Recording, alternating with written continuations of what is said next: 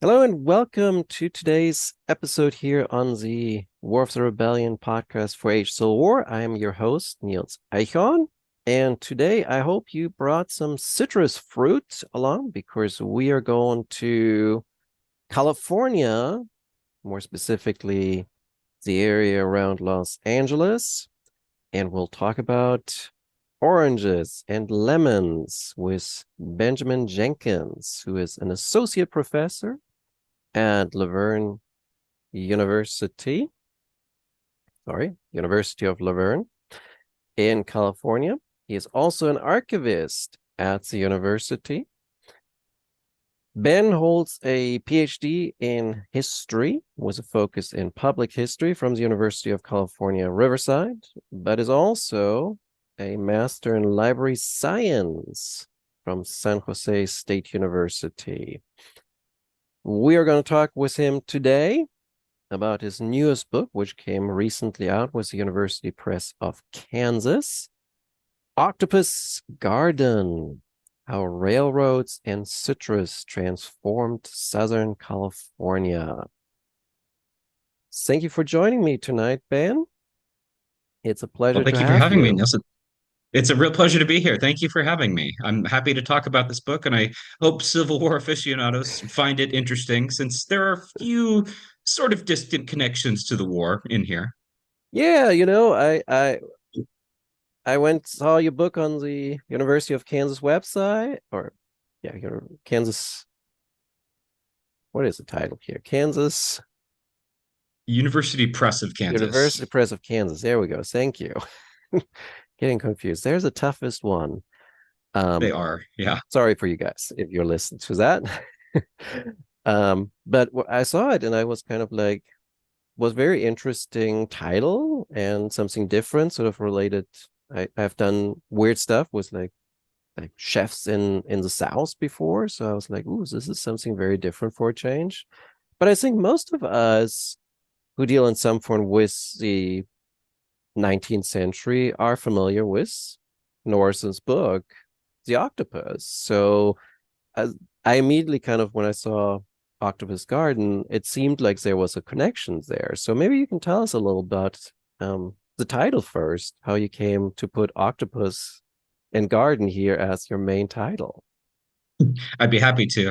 As you pointed out, Frank Norris, who was a novelist in the late 19th and early 20th centuries, wrote a scathing criticism of the railroad in California. His book was titled The Octopus, and that was actually a title that he borrowed from a lot of public articles, newspaper cartoons in the 1880s, which tried to depict the railroad in California as this multi-tentacled monster that was like Mm, holding the state within its grasp and wringing as much money as it could out of miners, out of the state government, out of mhm, commercial interests, and above all, out of the agricultural sector. Norris's book, the edition I have, is about 500 pages, so That's it's long. just it's very long, yeah, especially for like a 19th century novel. It's this really, so I would argue that it's romantic, although technically it's 20th century since it was published in 1901. The writing started Mm, a little bit before right. that, but I would argue that the prose is very sort of romantic, evocative, something Mhm, sort of in the same vein as you'd see in the early 19th century, but very much descriptive of the railroad as this dark force in California, really menacing physical presence, whether that's in the boardrooms, whether that's running down livestock, as he describes in one particularly gruesome passage in the book. Yes. So that idea of the octopus with its like iron tentacles of steel rails sort of stretching across the Golden State is Mhm. something that I'm very much indebted to Norris for coming up with. Your book is way more accessible and less gruesome, so let's point that I out hope from the so. start. Like, oh my gosh, I remember giving my guild age students the octopus, and it was kind of regretted that. It's not an It's easy book to read. no, it's not. I think it's good. I think it's a great assignment in terms of Yeah. looking at literature and looking at the railroad, but Hmm. it very much it's dense. It's Yeah. very Oh dense, yeah. and it also Norris really only thinly veils the railroad. Like it's very Yeah. obvious that A lot of the characters in the book are based on real Hmm. people that he'd Yeah. spoken to, who might be composites of like three or four railroad engineers or farmers that he talked to. But the central point of the novel, a shootout between the railroad and some land settlers, is also meant to mirror an actual shootout that occurred in real life, the Battle of Right. Muscle Slough up in the San Joaquin Valley. So the historical allegory could not be any clearer here. Norris says a lot of things, but I don't think people would necessarily accuse him of being particularly subtle in his writing. Right. Right. You know, and I mean that's in part sort of like the issue, right? That it is the readers at the time would have quickly connected with exactly that story because they knew the individuals, they knew the environment, they knew the place, and well, I think we'll get to that more as we talk about your book. Um, so we talked title. Now, why oranges and lemons? Well, that is a little bit more personal to me. I grew up in Southern California, and so I'm surrounded by like murals or street Hmm. names or public commemorations that sort of recall what the citrus industry was like over a century ago. Right. University of Laverne, for instance, has on its campus a couple old buildings that were citrus packing houses. They are No right along the kidding. main lines of the Santa Fe Railroad going through town. Oh, So it's just, I was told for my entire life growing up in Southern California, oh, oranges made this place, or we were the Orange Empire over 100 years ago. And I wanted to sort of explore, well, if it's been gone for so long, why is it still so important to people's imagination? Why is it really carved right. sort of a niche for itself in like our understanding of our own regional identity? Sure. Um, as far as like why specifically putting these two topics together, I just like a lot of young Americans, I sort of had like a boyish fascination with the railroad. I grew up with Hmm. like Lego trains or Thomas the Tank Engine figures. Like I think a lot of Yeah, American yeah. My young son men has did. those. Oh, there you go. Well, maybe he can write about the railroad himself someday. Maybe maybe more of a Civil War context, although that's a well covered topic. Well, no, Um, I think I will push him to something European then. See, okay. that Well, that would. there's still a lot of room for Oh European yeah. railways that he could discuss, right? Oh So, God, yeah. It's crazy how much that still has sort of a fascination to people. Maybe you can write exactly. the official history of that miniature wonderland in Hamburg. Oh, yes, I've heard of that. Yeah, That'd be a lot of fun to write about. yeah. Oh, I bet. Um, wow. Now we could talk about that for an hour. We Um, could, but it just goes to show you that the railroad is sort of like yeah, it's it's never everywhere. that distant from No, people's minds. It's something that whether we're historians, whether we're lay people, a lot of yeah, folks are sort of interested in it. yeah. And And you have these so, people that do train spotting, right? Like a oh fascinating gosh, engine yes, comes down and they have to see it, and there's still sort of that romance of going on a train and like, doing the choo-choo, and even though none of them do yes. that anymore, it's like, yeah, it's totally the case. Uh, okay, now the other point that I was going to ask you about is that you're writing about the Orange Empire in the LA basin. Let's broadly think about it in that way. And you're talking about towns like Riverside and San Bernardino, and obviously Anaheim that we have as an image with Disneyland, and all these towns where you go through today, as you kind of already said, where is there's no orange trees, there are no orange groves anymore. What happened? Well, what happened is essentially World War II really transformed what Southern California's cultural landscape looked like. Mm, Flash forward to we're almost getting to the end of the story, which, considering we're talking about memory, seems like a more appropriate place to start. yeah. But in the 1940s, as the US gets embroiled in this war with the Axis powers, and particularly with Japan, California is like not ground zero for the war in the Mm, Pacific, but it's a perfect place to build battleships, to build aircraft, yeah. which are going to be deployed to the North Pacific and end up in places like Midway, Guadalcanal, all the battlefields. Mhm. And so, as a result, all the oranges that are already here get sort of uprooted. The trees get bulldozed and removed and turned Mhm. into factories, steel mills, and especially housing for new workers. Right. And a lot of these workers are wealthy enough to invest in an automobile so that they can sort of control where they Mhm. travel a little bit better than if when they're on the railroad. So, kind of around the Right. same time that World War II is gutting the orange industry, it's also really starting to make the railroad scale back.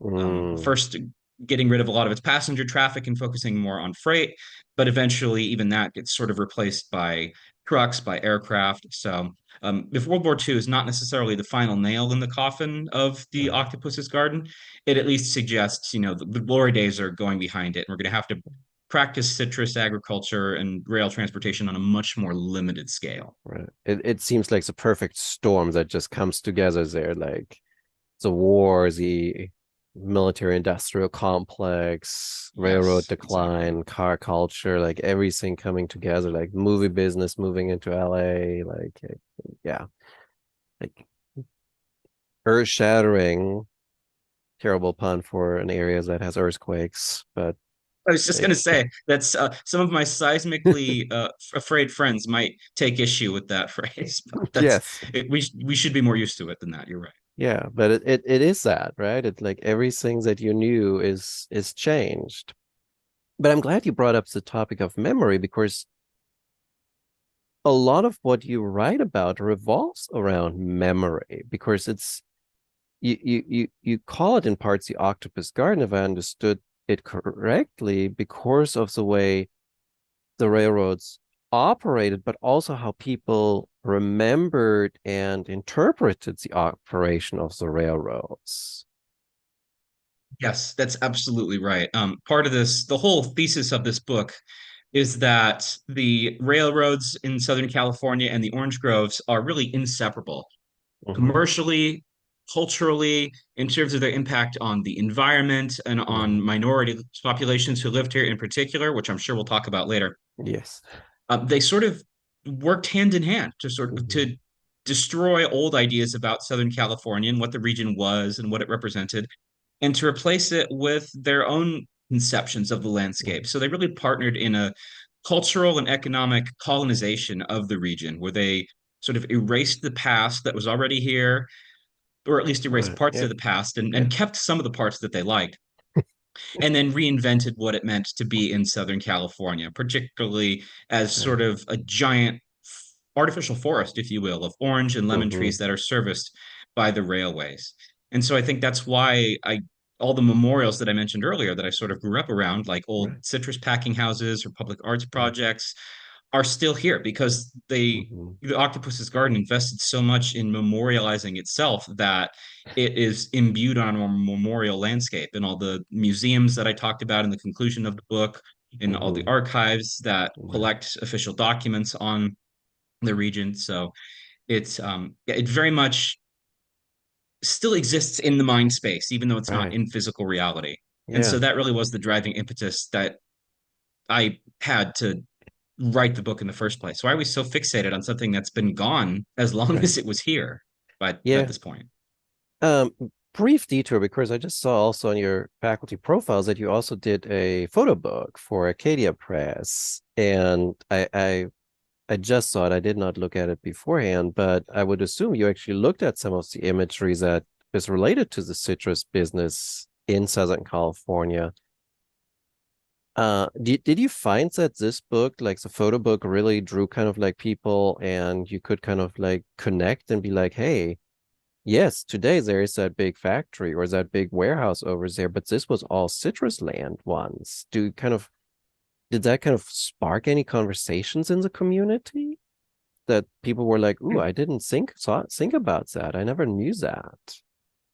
Think it did. Yeah, there's sort of two responses to that photo book that I put out.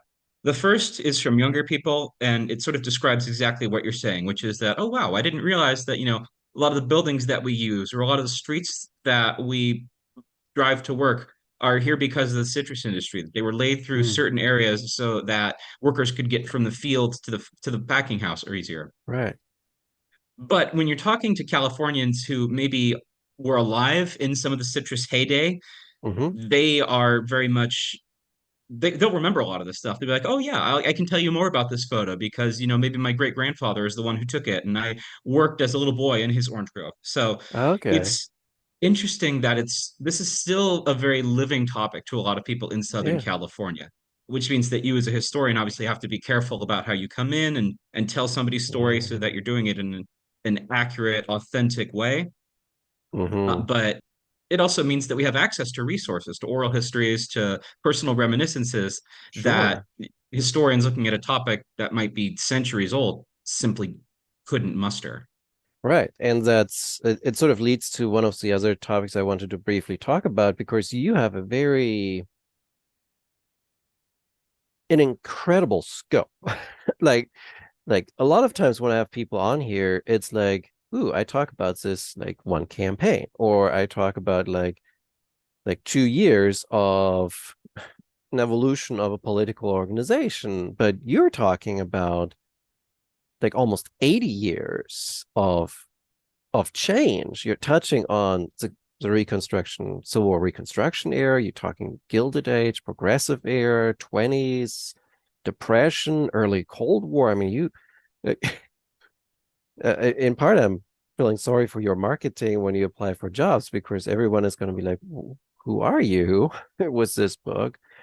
How much did you find that challenging having so many different eras that you're like exploring as you go through this orange development?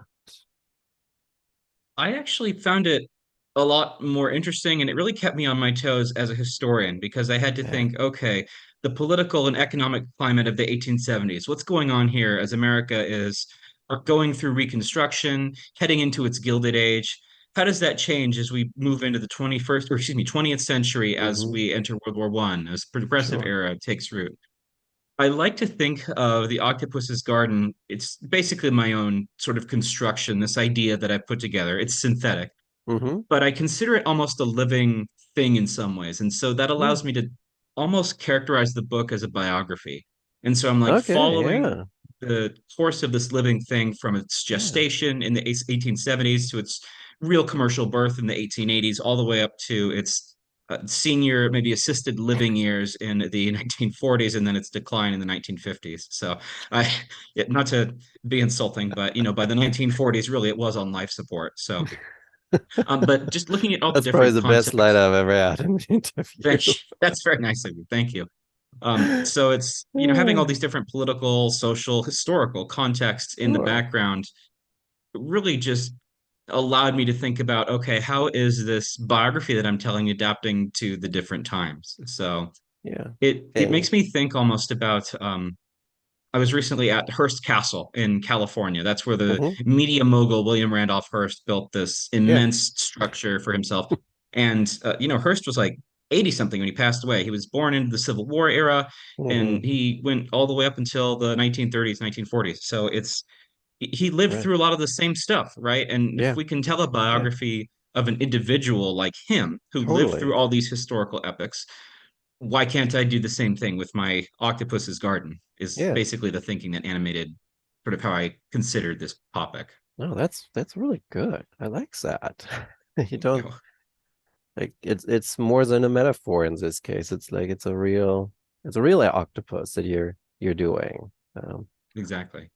You should have encouraged the press to kind of like have like each chapter was a little octopus and like baby octopus and like teenage octopus and like rollator octopus towards the end. Like, oh, wow. Nice, nice, nice. Maybe if I do a revised edition in a few Yeah. years. Yeah, there you go. Or paperback version can we can suggest that for the paperback version. Exactly. Um, let's then talk about like I already kind of asked you a little about the region here because we obviously have like there's so much to kind of consider with regard to kind of the environment, the like like but let's talk first about the people a little bit because obviously this is not the like Turner frontier sees as kind of empty wilderness that these orange growers come into. It's an environment that's already inhabited. And by the time the Americans come, we have native Californians and Hispanics that are already here. So how does this Anglo arrivals or railroads, natives, Mexican, Californios, how does this all kind of work or not work together? That's that's a loaded question that we could spend an hour on, and that's something that we've seen an Do the explosion of Cliff Notes. scholarship about. Yeah, okay, the Cliff Notes version. The really short version is that in the last 30, 40 years or so, there's been an explosion of literature on the first peoples of California, our Mhm, indigenous cultures, and the Latinos who lived here afterwards, or Hispanic people, I should say, first, and then later Latinos. mhm, And those cultures already sort of had difficulties with each other. The Spanish colonizers of the Franciscan church who came in, for instance, really tried to erase indigenous cultures right, and to turn native peoples into good Christians. mhm, And so Americans come in later and they sort of are like, wow, that's a worthwhile project. Let's continue that by starting a boarding school for Native American students or putting indigenous peoples onto reservations where we can teach them how to be farmers, right? Which are right. practices that I think we would rightfully characterize as harmful in the Yeah. 21st century. But ironically, then the Americans also sort of turn on the Californios, those Spanish speaking people of Spanish descent who lived here during the Mhm, Mexican period, saying, well, actually, these folks are culturally backwards as well. They're so fixated on leisure. They're practicing cattle ranching or making native cowboys do cattle ranching for them that we need mhm, to push them into the labor class so that they can learn how to be good farmers like us, or they can learn how to practice industrial trades like being in the railroad. So that's really part of the cultural colonization that I talked about earlier is that mhm, Americans come in, they use the octopus's garden as a mechanism to subjugate or continue subjugating people who are already sort of at the bottom of their view of what California should be. And right. by no means is this specific to California, right? It's sort of something that had happened in Texas, across the American Southwest. Mhm, It just takes its on its own distinct citrus themed flavor right, here because California always feels like it has to be special and different from the rest of right. this country. Just like Texas. Just exactly. Just I'm not going to mess with Texas. I almost thought the same thing, but I'm like, nope, not going to go there. I don't want to No, anger people from I Texas. lived next to Texas a few times. I will say it. But it sort of reminds me, like when you were talking, like that whole racial reimagining of the United States that we have during the 1840s, 50s, 60s, especially in the West. Kind of like since he just was won the bankrupt, Elliot West's new book that I have a written interview about on H. So War, and it's like that's what's happening, right? And your California is sort of the microcosm of that very conflict that is taking place across the United States. Um, so let's start with Native Americans. What happens to them during the course of this emergence of the Orange Empire and then its fall when the octopus sort of goes on life support? So really the story of indigenous peoples in California, if we can take the dozens of cultures that lived here before European colonization and try to boil it down into something palatable, Hmm. is one of attempts to control and attempts to erase their culture, and yet forms of resistance, whether those are cultural and economic, on the part of indigenous peoples. Hmm. For instance, when the missions came, Native Americans revolted against them. They had a couple limited successes during rebellions, such as fighting against the mission fathers at San Diego or a Hmm. failed rebellion at Mission San Gabriel in the Right. 1780s.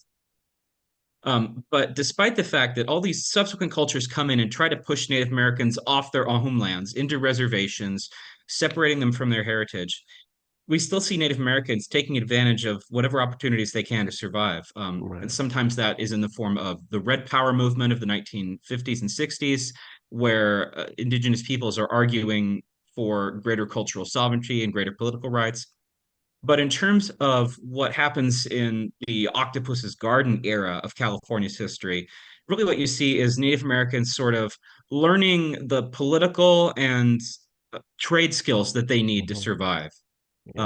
For instance, they form what's called the Mission Indian Federation, which is like made up of different cultural groups across Southern California, where they're fighting for increased sovereignty and greater political rights. Mission Indian Federation meets for the very first time in Riverside. the Mission Inn, Wow. right at the heart of the Orange Empire. Yeah. So it's, they this would have occurred at a different meeting ground if there had been no Riverside and no Mission Inn. But the fact that they use this sort of central meeting space means Yeah. that they're sort of turning the Octopus's Garden to meet their own Hmm. political ends. Yeah. We can also see this through the creation of what's called the Sherman Indian High School, originally called the Sherman Institute, which was a Native American boarding school. And as a lot of listeners probably know, boarding schools for indigenous peoples were meant to kill the Indian and save the man, Hmm. as Pratt of the Carlisle Institute mentioned. Yeah. But what a lot of Native Americans did was gain trade skills, learn how to do stuff like irrigation or transportation work or work in the citrus and railroad industries, and then take those skills back to their peoples, to their reservations, whether that's in California or whether they came from outside of the state, and use those for their own community improvement. So, despite the fact that we have Sherman Institute as like a tool for cultural colonization, Right. indigenous peoples are taking advantage of it, using it to meet the challenges of the times and Hmm. to resist assimilation, resist colonization, and instead preserve their lifeways, maybe melding some of their older traditions with ideas of the 20th century so that they can sort of meet white Anglo Americans on their own terms and say, this is why we deserve sovereignty, why we deserve an equal place in the United States, essentially. Yeah, and it was fascinating how you like they were involved in all of it, like as workers in various capacities in the Octopus Empire. So that was like very fascinating to kind of just see like how this just are there any, or I should say, were there any reservations in the areas that kind of got like pushed out to make room for more orange groves? Well, that's a great question. Most of the indigenous peoples were like already forced onto reservations in like the Yeah. 1850s and 1860s, and oranges didn't really take off until like the 1870s, Hmm. 1880s, really in the Gilded Age. So native peoples had pretty much been removed already, confined to reservations. Okay. I mean, the fact that by the time the Octopus's Garden got started, the missions had already been around for a century, and the Right. missions were the original institutions that had pulled Yeah. Native Americans off their lands and said, "No, you have to work here on this small slice of land." So really, Americans were just taking advantage of the exploitation that Mm, the Spanish and Mexicans had already done generations earlier. right. So it's basically like you put a new label on the mission and it becomes a an orange grove or a farm and yeah. Exactly. Yeah, it's a rebranding. Yeah. That, that sounds terribly inconsiderate of the plight of It natives, but it it does, is a but reality. and that's that business lens is very much how the citrus industry sort of saw the Sure. world. They Yeah. were so concerned with marketing and what their image was that they would take Hmm. entire human cultures like native peoples and just Right. turn them into a commodity, turn them into a full Yeah. color ad that they would slap on the side of an orange crate and say, hey, this is the Redlands Hopi brand of indigenous oranges, come buy them, even though native peoples really had nothing to do, didn't make any money off of Right. the Right. citrus industry except as like day laborers. Right. And that's the kind of the the terrible part. And I did love that section in your book with the kind of different artworks that they came up with that were totally racist. And it was like, wow, this is what we're projecting. Um, like all the people we discriminate against, we put on the boxes and wrappings and advertisement to kind of look good. Exactly. Yeah. Whether they're trotting out supposedly carefree Mexicans to come play guitar for the consumer, Right. or whether they are taking these really disgusting racist cartoons of Chinese Americans and using them to sell. They're really reducing the people who are actually doing the work in the orange groves, building Hmm. it and maintaining the railroad, and turning them into saleable commodities, Yeah. which would rightly be called out as racist, as discriminatory, as harmful today, but was seen as cutting edge advertising back in Yeah. the early 20th century. It's we've had a pretty radical shift since then, but I mean that Thankfully. really was marketing. That Yeah. and that was it was Yeah. pioneering marketing. It was really cutting edge for back then. Yeah. Um, let's see, which let's talk about the Hispanic. Well, Yes. we should be careful with the terminology here because we have the Right. original Californios who were there as Spanish settlers, which then of course becomes Mexico, Mexicans, so sort of speaking, but they're the Spanish speaking people in the United States and California, and then you eventually get Mexicans who come over for labor opportunities in various forms. How Let's start with the original Californios because we have all these stories about like as a result of the Treaty of Guadalupe Hidalgo, they were supposed to have their land grants recognized, which of course we all know that is everything that doesn't happen, and they often have very big struggles.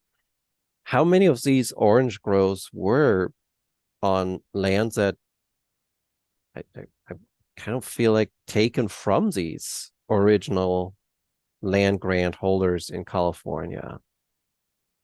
Well, first off, I appreciate the fact that you use the phrase Californios because so many Spanish speaking peoples in what was Mexican California didn't see themselves as Mexican. They thought, we're sort of Right. different. We're thousands miles from Mexico City, so we are Californios. But in terms of how much of their land is used for citrus, the answer is most of the citrus land actually belonged to them or would have Wow. been part of their ranchos at some point. Yeah. This land has such a contested history as being where native peoples lived, and then Hmm. the missions took it and augmented it as their land, and then the Californios secularized it and turned it over to private rancheros. But essentially, by the 1860s and 70s, a lot of the Californios recognized we can do two things. The Hmm. first is that we can take part in really long court battles to confirm our land ownership. And typically Which we they would might. win those battles. They had the law Yeah. on their side, but they would lose money and decades of their lives going through the court system. Plus So squatters the who second probably come option, onto their land that they have to get rid yes, of. exactly. They had Yeah. squatters that whole time, precisely. The second thing that they could do was decide, well, forget it. We're just going to sell this land, get whatever money we Hmm. could. And some of the larger ranching families chose to go the second route. They decided it's Okay. just not worth it. The Yeah. best thing we can do is try to salvage some money, maybe use that to invest in, Hmm. newer forms of transportation or maybe lay out an orange grove of our own. And so the Californios were, I hate to use this phrase, but sort of forced out of the way Yeah. by one means or another, whether by their Hmm. choice or by squatters, by Yeah. the end of the 19th century. Yeah. And then, of course, we have the laboring forces then that both native and Mexican that come to kind of work in uh either the orange industry or the railroad industry. Uh, how much discrimination do they face? Like, is like obviously we all know, like it's still the case today, right? That if it comes to manual, dirty labor, it's mostly immigrants that will perform it because no one in the US Yes. does it. And yet we hate that the peoples that come for that very labor, even though we wouldn't function as a society without it. You're And exactly right. how Yeah, how how does is that a similar situation when we look at the railroads, the oranges in the Octopus Empire here? Is that it is that same Octopus Garden? Is that the same kind of situation then as it's now? absolutely. If you look at, let's take the Chinese population of California for an Mhm. example. Sure. California has had a pretty significant Chinese population ever since the gold rush. They Mhm. very famously built the first transcontinental railroad, the Central Pacific. Yeah. Later, they came down to Southern California and they laid tracks to places like Los Angeles, Hmm. Riverside, San Bernardino. And the railroad company publicly stated, we love Chinese workers. They're so efficient. They work effectively as teams or gangs that Right. so they are essentially way more effective and efficient than white people. Yeah. So privately, railroad executives might say, "Oh, they're culturally different, or we don't like the way they speak or the way that they dress." But at least publicly, they were very pro-Chinese. And if there were Mhm. ever attacks on Chinese people, they would try to protect them, and they would say, "No, these are the folks who are helping build California." But if you look at the public response, it was much more negative. Everyday Americans, white Americans in particular, who are trying to form a working man's party in California, were very anti-Chinese. They thought, oh, wherever the Chinese go, they drive down wages. And actually, the rallying cry and political slogan of the Working Man's Party of California was the Chinese must go. We have to get rid of them. We have to send them back to China. If they could build a Mm. wall on the California coast, they probably would have done it. And maybe we've just had a couple gates at places like San Oh, Francisco or good San Pedro God. Harbor to let ships in, but Yeah. they the public animosity towards the Chinese was just Hmm. brutal and violent, whether that is in the form of vigilante committees in quotation marks here, right? Right. Such as Right. the awful lynch mob that went on a rampage through Los Angeles' Chinatown in 1871, Right. or whether that manifests in legislation like the Chinese immigration ban of the 1880s, or the Alien Land Act here in California in about Hmm. 1912, 1913, which said, Asians can't own land here, essentially. Right. Right. These people really built the railroad. They introduced new citrus techniques. For a while in the 1880s, the Chinese were like the dominant growing force in the citrus industry. Mhm. Without them, there would not have been an Octopus's Garden. And yet, the very people who are making this economic and political project a reality get That, squashed, get forced to the lowest right. rung of the socioeconomic Yeah. ladder. It's just this weird sort of Yeah. dichotomy. I Yeah. mean, not just the railroads, but also the citrus industry would come out. Citrus landowners would say, "We fully support our Chinese workers. Stop attacking Yeah. them. They're the ones who are making the citrus industry profitable, bringing all this Hmm. money back to California. Stop enacting violence against them," Right. Right. Yeah. which of course didn't work, sadly. No, that's the sad part, right? It's like it's always the mob never listens once it's kind of riled up and it going against a group of people. And Absolutely. the kind of rationale of a person sort of goes out of the window in that moment. You're like, you don't think straight anymore. It's Yeah, it's it's literal mob mentality, yeah, right? When totally. yeah, when one person does it and the fuse gets lit, Yeah. it's Yeah. just sort of how human beings respond, sadly. Unfortunately, yes. And again, that's like we see it all over the United States during this period, which is like where your book is so illustrative that you have this one area where we see it all coming happening too. Let's talk about. Let me see. Ooh, there's so many directions we could take this now because yeah, let's talk about that labor movement because I and you have the Native Americans forming organizations and uh I kind of when I was reading the chapters on the progressive era, I was sort of like, oh, where's the progressive? Where's sort of like your Farmers Alliance, Grange? Like we've all in like on the east coast and the southeast and the plains west, even sort of in the mountains, these progressive organizations that are emerging to kind of like bring change in the late Gilded Age, early progressive era.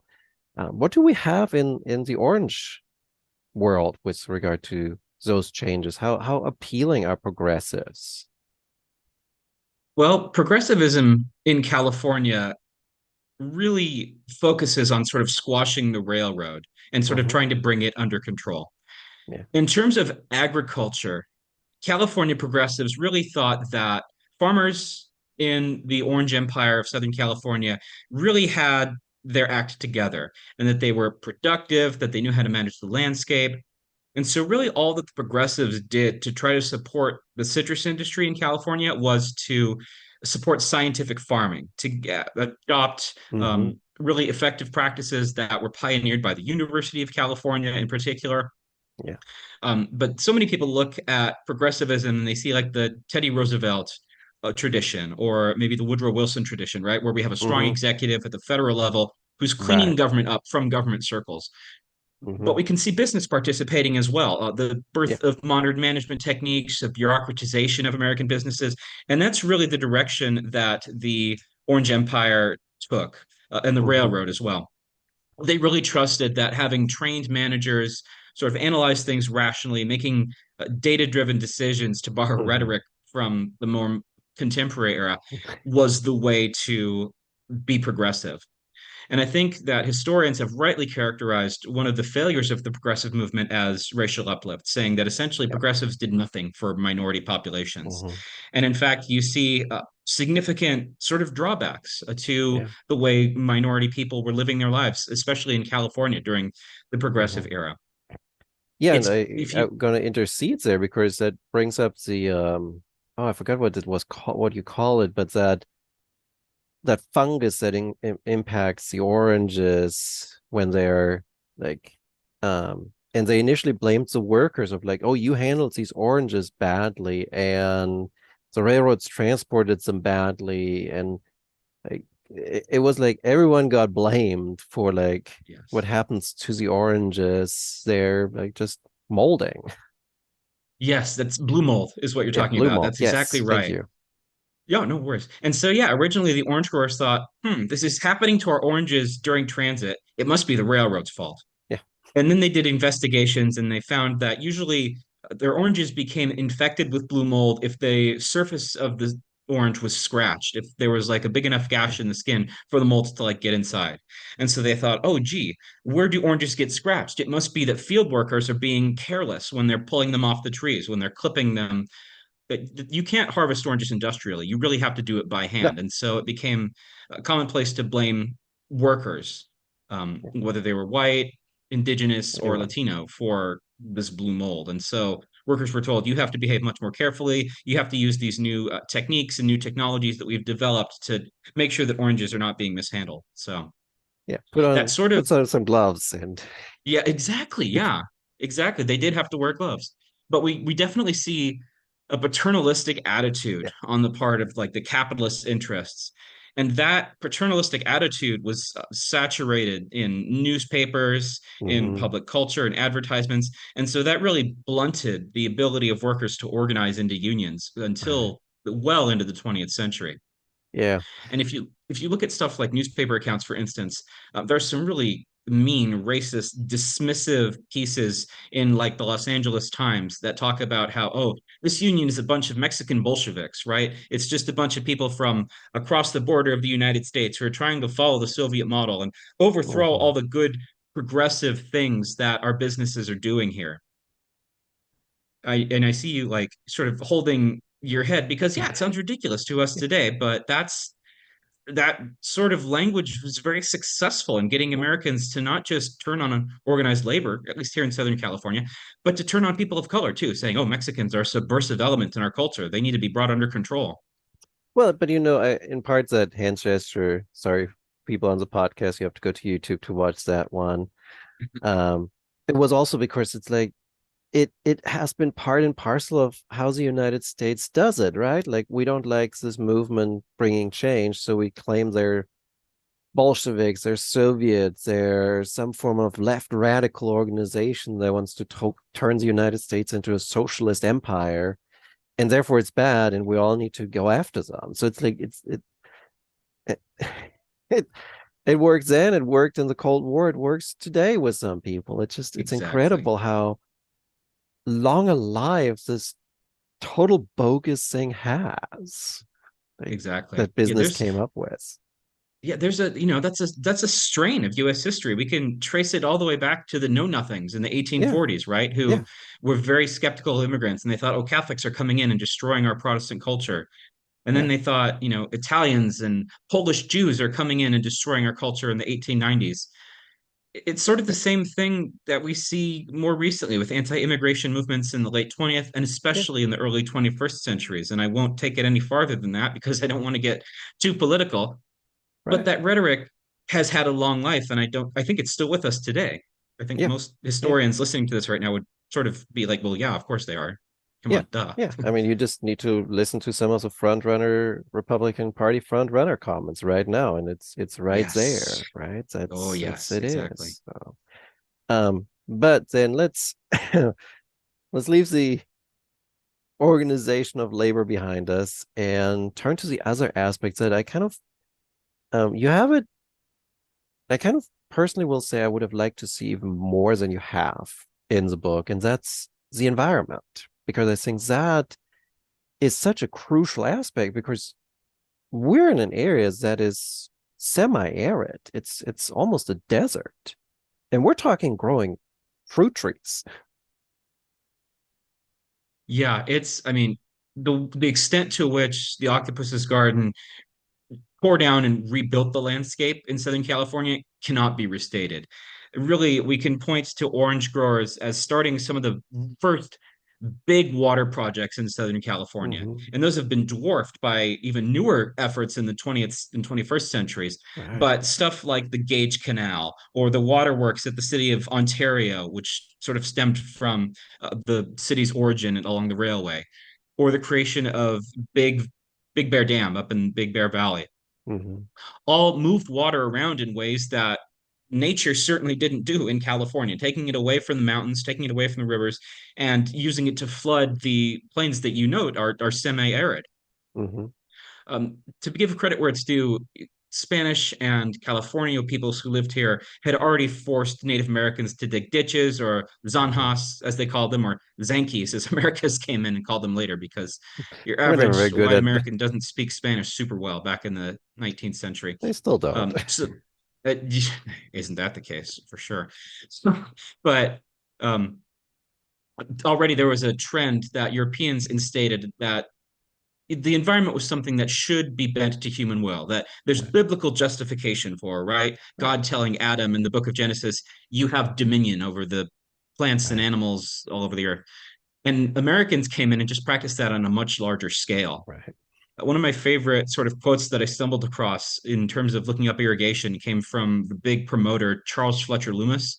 He's like a huge name in like the promotional effort of LA. And he said, if Southern California didn't have brooks, then never mind, we could make brooks. We could manufacture water out of thin air. And that's really how the Octopus's Garden sort of imagined itself. Right. But water is really just one aspect of the story. The Hmm. fact that native plants, native grasses and trees were decimated, were uprooted Right. to make way for oranges and lemons, which come from originally from Southeast Asia. They're completely foreign to California. Hmm. I still will meet people who think, oh yeah, citrus is a native California plant. It is not. It never has No. been. Yeah, it was grown in Southeast. It originated in nature in Southeast Asia, and it sort of made its way across Eurasia and eventually to the Americas. But we introduced it. So anytime Right. you go out into the landscape and see an orange tree in Southern Yeah. California, you know that it's fake, that it hasn't been here Right. for more than 100 years. Yeah. And of course, the railroad is sort of idealized as like the disruptive environmental Right. agent in 19th century America. And there have been so many scholars who have written about this, from Wolfgang Schivelbusch to Leo Marx. But Yeah. essentially, what the consensus today is that, yeah, the railroad did tear across the landscape, but it also promoted environmentalism in some areas, or it promoted Mm. the creation of farms along its tracks so that it could Hmm. therefore capitalize on business of local Right. shippers. So we see the railroad going to great lengths to promote California's Octopus's Garden, supporting water projects, Hmm. supporting the different scientific endeavors that are going on to manage groves and to plant trees more effectively. So the railroad is an equal participant with Right. the citrus industry in tearing down the old landscape that lived here and replacing it with something new. Yeah, it And seemed very in your symbiotic in that. They were kind of yes, feeding off each exactly. other. They really are. And this is an area that I probably could have gone into more detail about, because in an era when we are so fixated on the environment, on what our impact Hmm. is on it, on whether it will even be here to sustain us in a few Right. generations, there's something to be said about, well, here's how 19th century Americans thought about that, sort of Right. laying the groundwork for that extractive capitalist ethos that Hmm. entails a really bad disregard for the environment. Right. And that's like exactly right. It's like we think sometimes extractive industries like coal or gold or silver mining or oil, but like orange trees too are extractive, and that's like Yeah, extracts the water exactly. out of the region. And in many ways that's where I kind of like it's like, yes, there is this, and there were some people at the time that spoke very favorable of this, like let's bend nature to our human will. But you live in that region. Like my mother-in-law lives in that region. I've been to the Los Angeles area twice in my life, and it's you can see the impact with like these, like you can't water your lawns anymore. You can like there's so many restrictions because of drought in the region now that you can so tell this is just all artificial. It's not like Yes. it's not natural. And like in classes, I always taught about like the Anasazi or the Hokan people, and it's like I always put it out as a warning of like these civilizations fell because they overstretched their environment, and it like the seed of that lies with sort of the oranges for the white Anglo-Saxon settlers in California. That's exactly right. If you look at California's water usage today, yeah, here in Southern California, we use it for watering our lawns, or some people use it to water down their driveways, which is really wasteful. Or Or car we pump wash, it into places like theme parks or water parks. yeah. Golf But courses. golf courses, exactly. But who's taking the biggest share? It's industry and especially agribusiness in the Yeah, Central Valley. yeah, So, despite the fact that we do regularly face drought, face water shortages, we're still feeding the Orange Empire, which is no longer in Southern yeah, California. It's moved out to the Central Valley.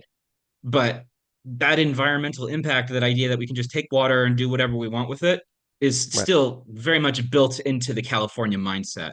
And Hmm. I do tend to think that we're going to have to face some pretty drastic cuts and changes to the ways in which we use our water in the Hmm. next few years, or we just won't have enough. Right, right. It's that there's a reckoning coming.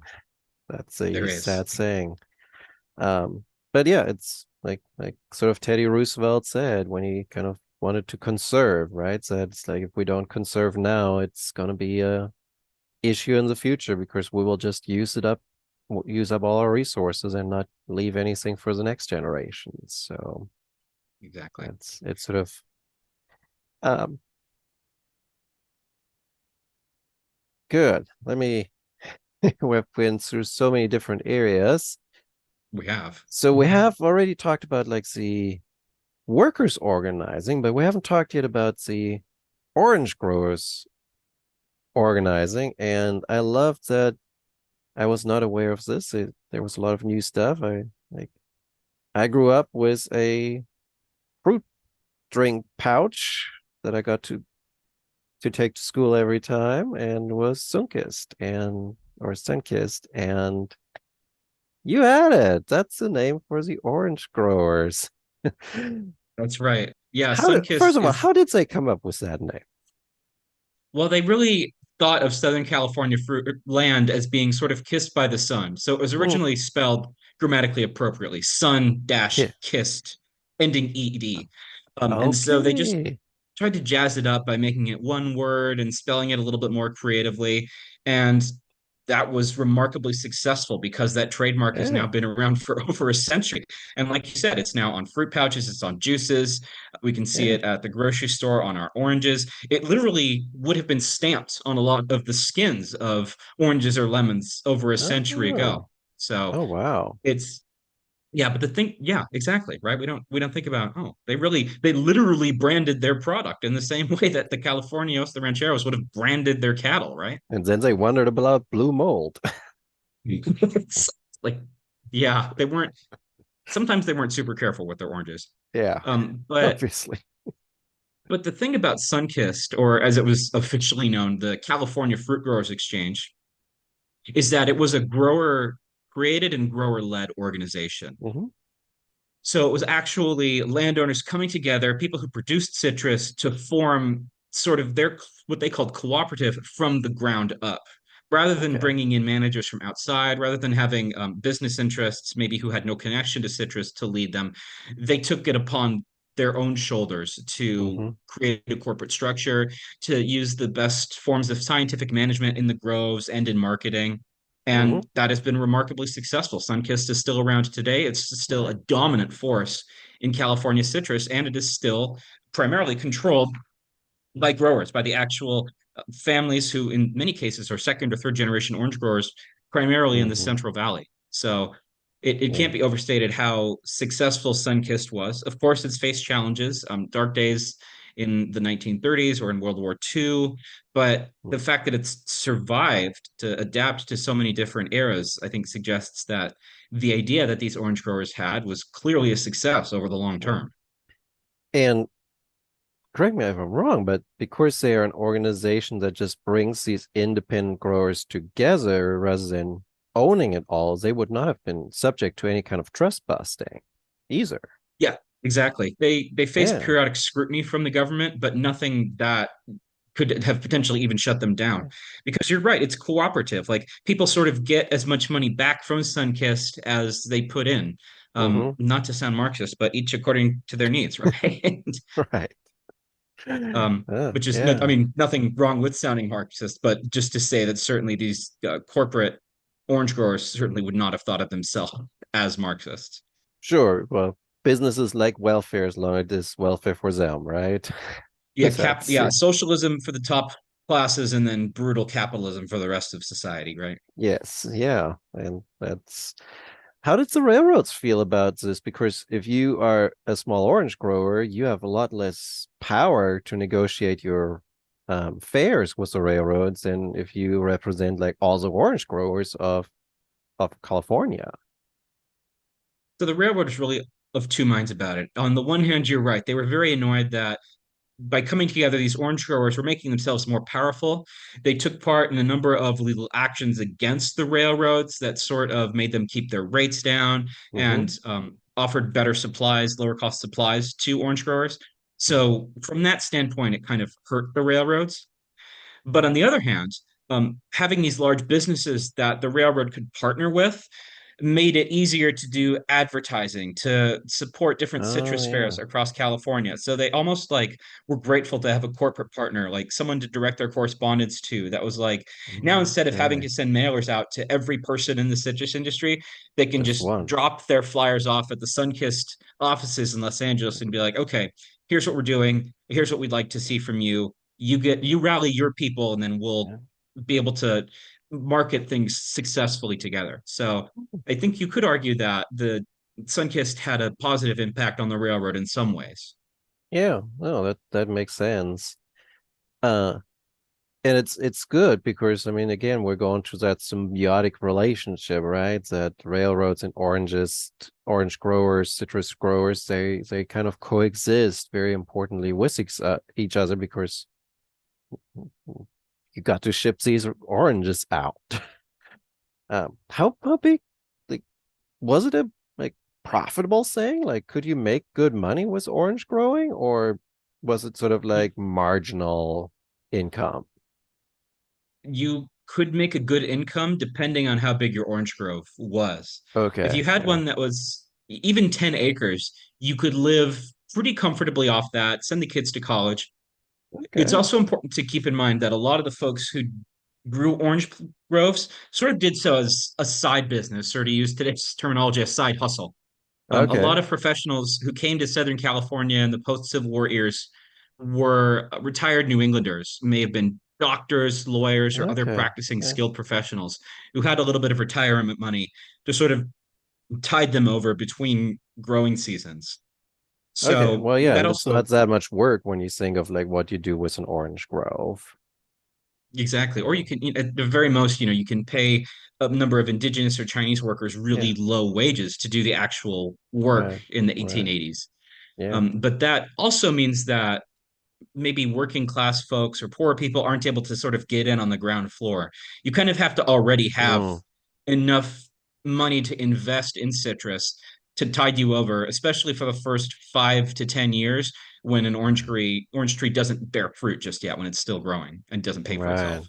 Yeah, it's a lot of overheads that you have to shoulder at the start Exactly. there. But Yes. for that little tree in the backyard is not going to cut it.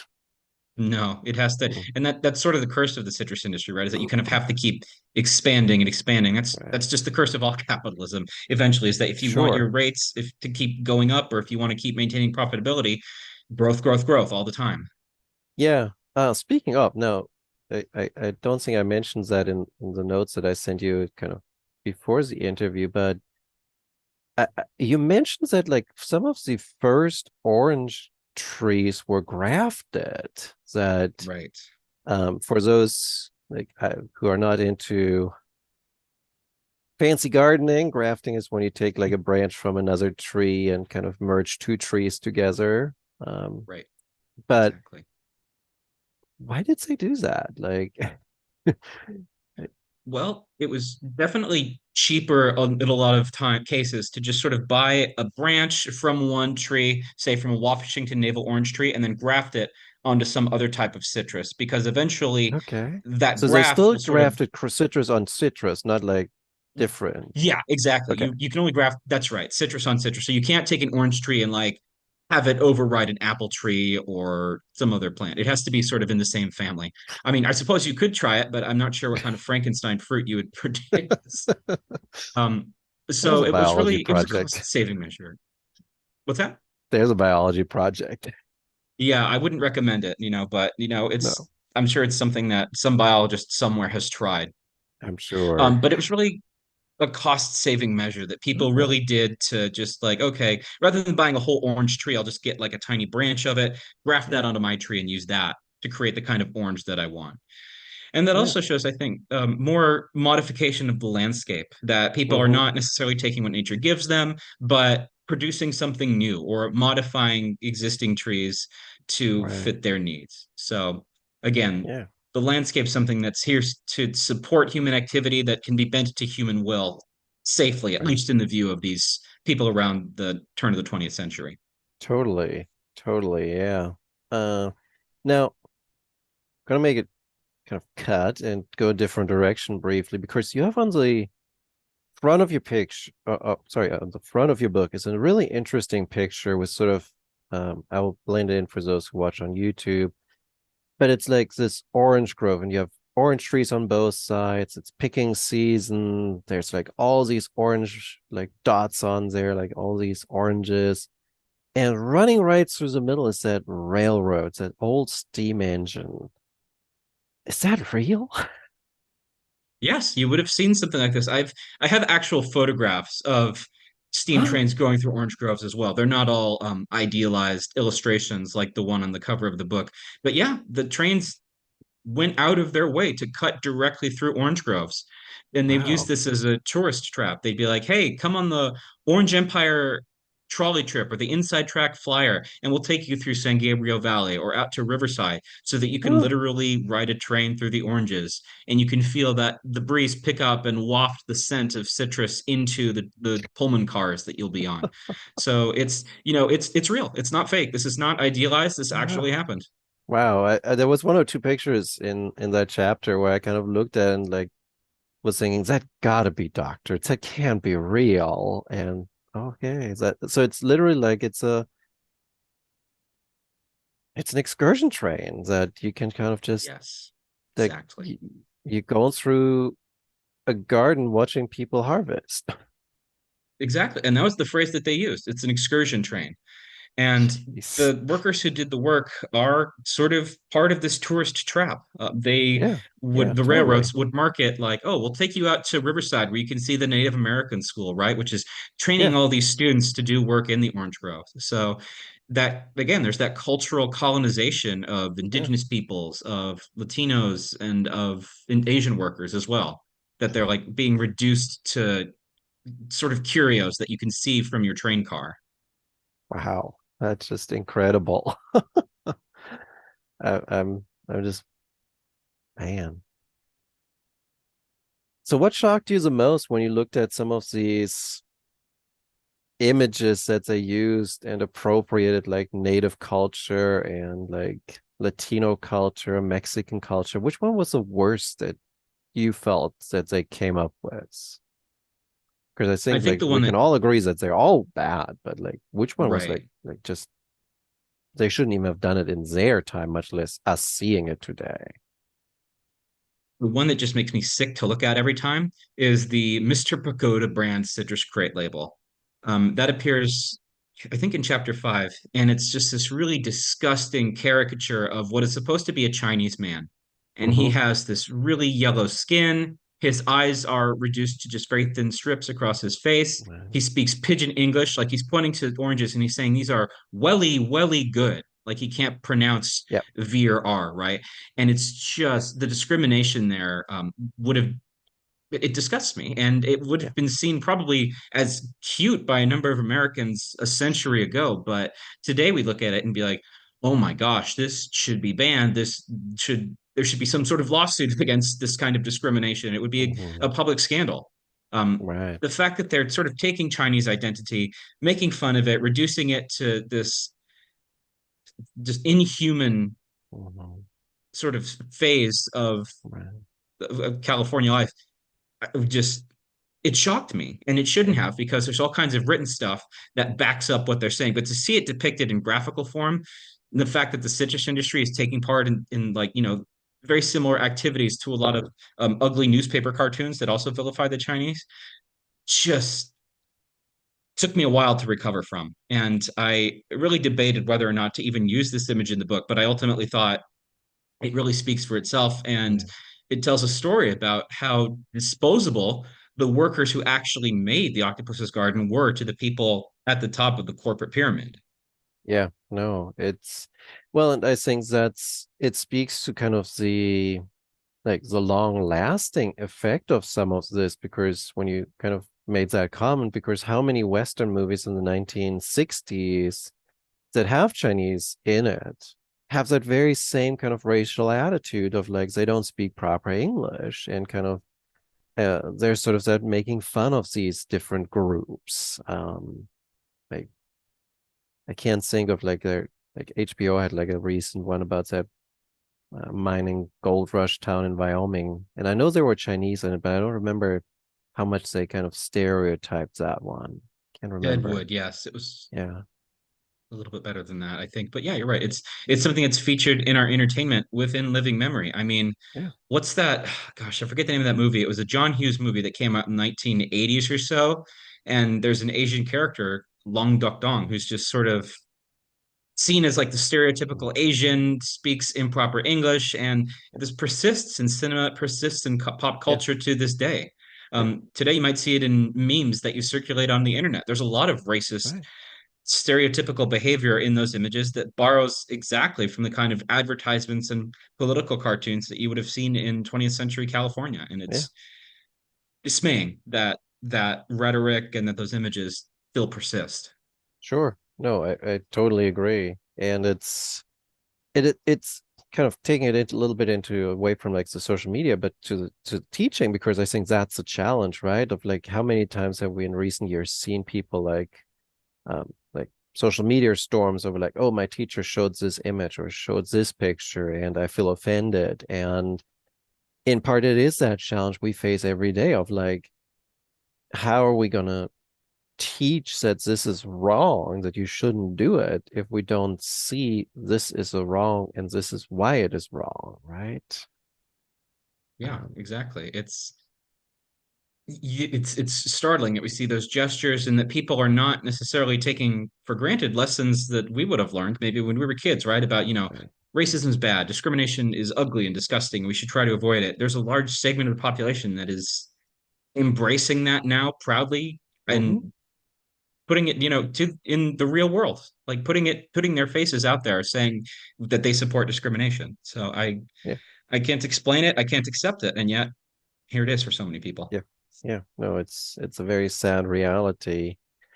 Uh, as we kind of draw to a close, we kind of come full circle because we kind of started at the end of your book and we're getting back to the end of your book.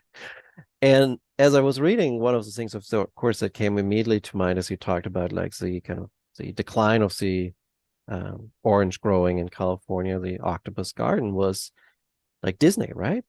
What does he do? He buys acres and acres of orange groves to build his park. Exactly. And And he tears them down, and yeah, he builds a railroad around the property because like so many American boys, he had a fascination with the railroad when he was a yeah, kid. So um that's sort of, I think, a nice microcosm of where the octopus's garden is today. Oranges aren't here in Southern California anymore. We grow them up in the Central Valley where tourists don't really come and where there aren't huge residential districts. Hmm.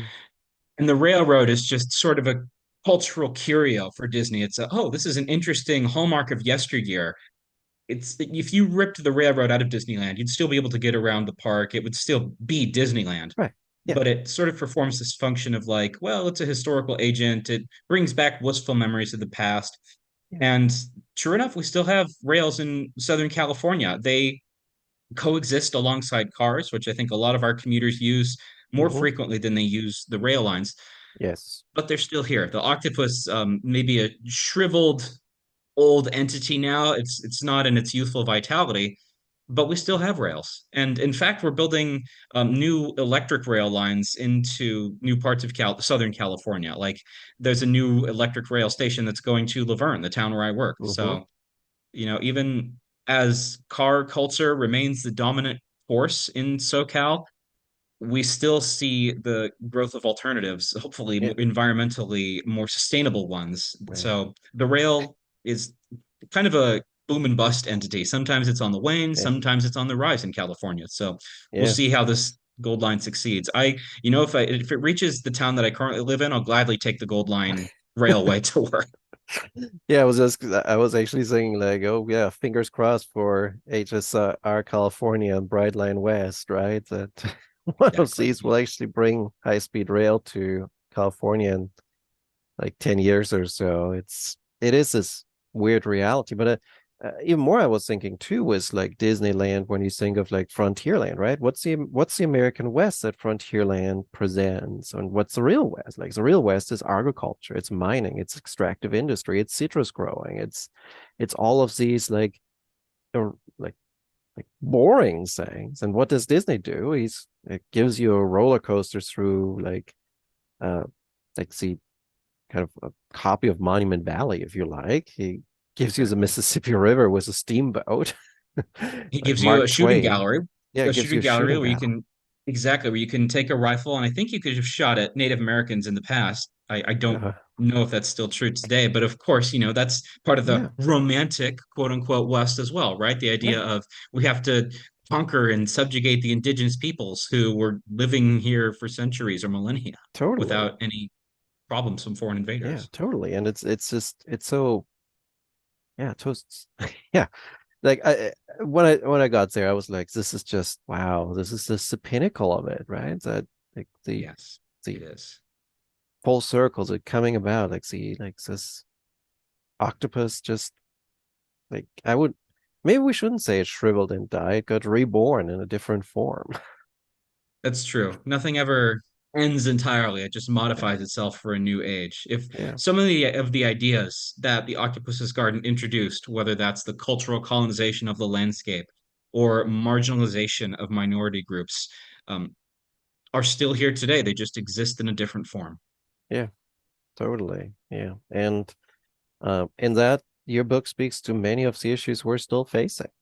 That how do you deal with immigrant populations, racism, technology, agriculture, extractive industries? It's all there. It was all there. It's still there. Exactly. So Exactly right. Yeah. with that, Ben, I very much appreciate your time. Thank you for listening, everyone. If you're interested in Ben's book, it is Octopus Garden: How Railroads and Citrus Transformed Southern California, available with University Press of Kansas, or of course anywhere else where you can find books. And Ben and I talked just before we recorded this podcast too. Just read he just wrote a very interesting article for the Public Historian on Sherman. So we are going to have him back in a few weeks to talk about that and images of Sherman. That's going to be fun. So stay tuned for that. Thank you, Ben. Thank you, Nas. It was a real pleasure to join you today, and I appreciate the time and the audience. And I hope our listeners are able to find some value to this and just enjoy the book. I hope so too. Thank you.